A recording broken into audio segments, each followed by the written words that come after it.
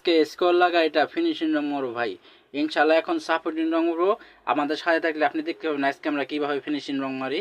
তাই ইনশাল্লাহ যে এখন সাপোর্টিং রং ঢালতেছি, এই সাপোর্টিং রং মারতেছে ভাই। তো সাপোর্টিং রং মারার পরেই ইনশাল্লাহ ফিনিশিং রং মারবো। আপনাদের ভিডিওটা খুব রানিংয়ে দেখাচ্ছি, এই জন্যই ভাই আপনারা একটা গাড়ি, এই গাড়িটা আমরা আজকে সারাদিন ধরে কাজ করছি দুজন মানুষ, তাহলে বুঝেন সব ভিডিও তো আপনাদের দিতে হয় না, শর্ট করে দেওয়ার চেষ্টা করি সবসময়ের জন্য।